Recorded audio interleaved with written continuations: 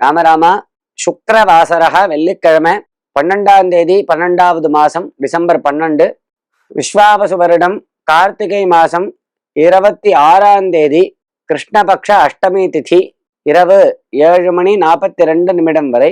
நட்சத்திரம் பூர நட்சத்திரம், அதாவது பூர்வ பல்குனி, காலை 9:02 வரை. பின்பு உத்தர பல்குனி. பிரீத்தி யோக பாலவகரணம்.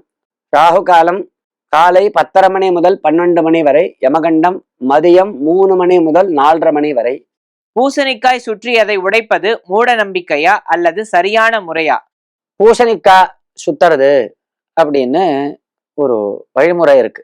அதாவது வீட்டில் ஒரு சுப நிகழ்ச்சி நடந்தா, நிகழ்ச்சியின் முடிவில் பெரிய பூஜைகள் நடந்தா அதன் முடிவில் பூசணிக்காய், திருஷ்டி பூசணிக்காய் சுத்துறது வெள்ளிக்கிழமை சுத்துவா.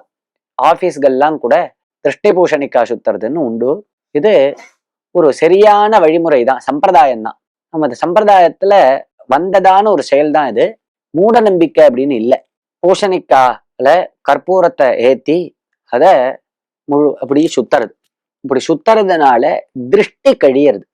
ரொம்ப அதிகமான திருஷ்டி அவனுக்கு இருந்தது அப்படின்னா பெரிய பூசணிக்காயா வாங்கி அதுல ஓட்டை போட்டு அதுல மஞ்சள் குங்குமம் பூசி உள்ள வச்சு கற்பூரத்தை ஏத்தி அப்படி பூசணிக்காவை 3 முறை சுத்தி அதை கொண்டு போய் யார் காலிலையும் படாத மாதிரி உடைச்சுடுறது. இப்படி பண்றதுனால இவனுக்கு திருஷ்டி கழியறது அப்படின்னு சாஸ்திரம் சொல்றது.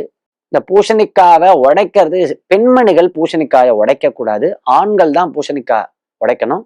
அதே மாதிரி பிரத்தியாருக்கு இடைஞ்சல் வரா மாதிரி பூசணிக்காயை உடைக்க கூடாது. ரோட்ல நான் உடைக்கிறேன்னு சொல்லி இந்த பூசணிக்காயை உடைச்சு வண்டி அது மேல ஏறி வழுக்கி விழுந்து அப்படி எல்லாம் ஆக்சிடென்ட் ஆகிற மாதிரி உடைக்கக்கூடாது. காலில் படாத மாதிரி ஓரமா கொண்டு போய் உடைச்சுடணும். இப்படி நாம் ஜாக்கிரதையாக செய்ய வேண்டுமே தவிர இந்த பூசணிக்காய் ஏற்றி சுத்தி திருஷ்டி கழிக்கிறதே மூட நம்பிக்கை அப்படின்னு சொல்லுவது ஒரு தவறான அணுகுமுறை. ராமராம.